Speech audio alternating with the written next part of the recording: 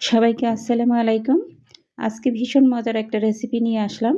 আজকের রেসিপিটা হলো গরুর মাংসের বিরিয়ানি রান্না করে দেখাবো। আশা করি বরাবরের মতো আমার আজকের রেসিপিটা আপনাদের অনেক অনেক ভালো লাগবে। চলুন তবে এখন আমি বিরিয়ানিটা কিভাবে রান্না করি, আশা করি পুরোটা সময় আমার সাথেই থাকবেন। এই তো এখানে আমি 2 কেজি গরুর মাংস নিয়েছি। আর মাংসগুলোকে আমি প্রথমে একদম ছোট ছোট টুকরা করে কেটে নিয়েছি। আর মাংসগুলোকে ধুয়ে পরিষ্কার করে আমি মাংসর থেকে পানিটা ঝরিয়ে নিয়েছি। এখন আমি রান্না করব। তার জন্য চুলায় একটা পাতিল বসিয়ে দিয়েছি। দিয়ে দিলাম 1 কাপের মতো ঘি। এবার দিয়ে দেব এলাচ, দারুচিনি, তেজপাতা, লবঙ্গ। এটা আপনারা পরিমাণ মতো দিবেন। কেমন বিরিয়ানিটা আপনারা কতটুকু বিরিয়ানি রান্না করবেন তার উপর নির্ভর করেই আপনারা পরিমাণ মতো দিয়ে দিবেন। এবার দিয়ে দিলাম 2 কাপ পেঁয়াজ কুচি, দিয়ে দিলাম স্বাদ মতো লবণ। এখন আমি পেঁয়াজটাকে হালকা বাদামি কালার করে ভেজে নেব। আর আজকে আমি খুবই সহজভাবে বিরিয়ানিটা রান্না করে দেখাবো। যে কোনো লোকেই বিরিয়ানিটা রান্না করতে পারবেন। যারা নতুন রাঁধুনি আছেন তারা তো এইভাবে বিরিয়ানিটা রান্না করে নিতে পারবেন। কোনো রকম চালটা গলবে না, বিরিয়ানিটা খুবই ঝরঝরে থাকবে। পেঁয়াজটা আমি হালকা বাদামি কালার করে ভেজে নিয়েছি। এবার দিয়ে দিলাম 2 টেবিল চামচ আদা রসুন পেস্ট। আদা রসুন পেস্টটা আমি 1 মিনিটের মতো ভেজে নেব, এতে করে আদা রসুনের কাঁচা গন্ধটা চলে যাবে। এবার দিয়ে দিলাম কাঁচামরিচ আর টমেটো পেস্ট। আমি 2টা টমেটো আর 4-5টা কাঁচামরিচ পেস্ট করে নিয়েছি, সেই পেস্টটাই দিয়ে দিলাম। আর দিয়ে দিলাম 1 প্যাকেট বিরিয়ানি মশলা। এখন আমি আর মশলাটা ভালোভাবে কষানো হলে কিন্তু যাই রান্না করেন না কেন সেই তরকারিটা কিন্তু খেতে ভালো লাগে। এই তো আমার মশলাটা কিন্তু কষানো হয়ে গেছে। এবার আমি মাংসগুলো দিয়ে দেব। মাংসগুলো দিয়ে আমি ভালোভাবে মাংসর সঙ্গে মশলাটাকে মিশিয়ে নেব।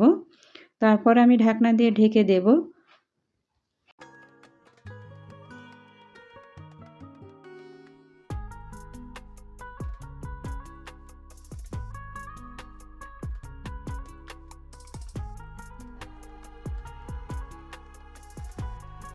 এবার আমি মাংসটাকে ঢাকনা দিয়ে ঢেকে দিলাম। আর ঢাকনাটা খুলে মাঝে মধ্যে একটু নেড়ে চেড়ে দিতে হবে, তা না হলে কিন্তু তলায় লেগে যেতে পারে। তারপরে মাংসটা ভালোভাবে কষানো হলে আমি অল্প পরিমাণে একটু পানি দিয়ে দেব, এতে করে মাংসটা তাড়াতাড়ি সিদ্ধ হবে। আর যেহেতু আমি ছোট সাইজ করে দিয়েছি মাংসগুলো হতে কিন্তু বেশি একটা টাইম লাগবে না, অল্প সময়ের মধ্যেই কিন্তু মাংসটা সিদ্ধ হয়ে যাবে। এই তো 1 ঘন্টা জাল করার পরে মাংসটা আমার রান্না করা হয়ে গেছে।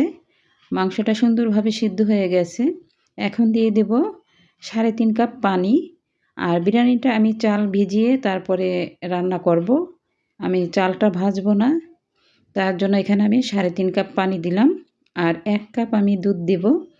আর যে কাপের আমি চালটা মেপে নিয়েছি ওই কাপ দিয়েই আমি পানিটা দিলাম। আর আমি 1 কাপ চালের জন্য 1.5 কাপ করে পানি দিয়েছি। আজকে আমি 3 কাপ চালের বিরিয়ানি রান্না করব, তার জন্য আমি পানি আর দুধ মিলে 4.5 কাপ পানি দিয়েছি। এখন আমি আরও 5 মিনিটের মতো এই মাংসটাকে রান্না করব।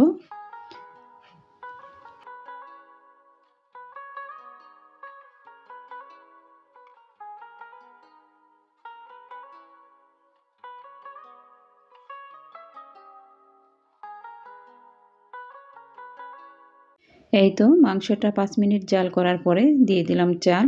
আর এই চালটা আমি 30 মিনিট আগে ভিজিয়ে রেখেছিলাম, তারপরে ভালোভাবে পানিটা ঝরিয়ে নিয়েছি। এখন আমি ভালোভাবে একটু নেড়েচেড়ে দিলাম, তারপরে ঢাকনা দিয়ে ঢেকে দিলাম। আর পানি আর চালটা যখন সমান সমান হবে তারপরে আমি ভালোভাবে কভার করে দিব। আর লবণটা একটু চেক করে দেখলাম ঠিক আছে কিনা, অল্প একটু লবণ লাগতো, দিয়ে দিলাম। এই তো চাল আর পানিটা সমান সমান হয়ে গেছে। এবার আমি একটা অ্যালুমিনিয়াম পেপার দিয়ে আর উপরে ঢাকনা দিয়ে সুন্দরভাবে কভার করে দিলাম। এবার আমি 5 মিনিট জাল করব, তারপরে ঢাকনাটা খুলে বিরিয়ানিটা আবার একটু নেড়েচেড়ে দেব। আর এই বিরিয়ানিটা হতে বেশি একটা টাইম লাগে না, অল্প সময়ের মধ্যেই কিন্তু বিরিয়ানিটা হয়ে যায়, কারণ এটা ভিজানো চাল, এই কারণে অল্প টাইমের মধ্যেই বিরিয়ানিটা হয়ে যাবে। এই তো দেখুন প্রায় 80%ই বিরিয়ানিটা হয়ে গেছে। আবারও আমি কভার করে দেব। 5 মিনিট পর আবারও ঢাকনা খুলে দেখব হয়েছে কিনা।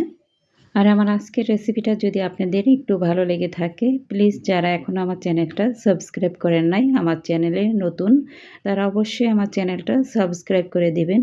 আর যারা আমার চ্যানেলটা সাবস্ক্রাইব করেছেন তাদেরকে জানাই ধন্যবাদ। আবারও 5 মিনিট পর ফিরে আসলাম।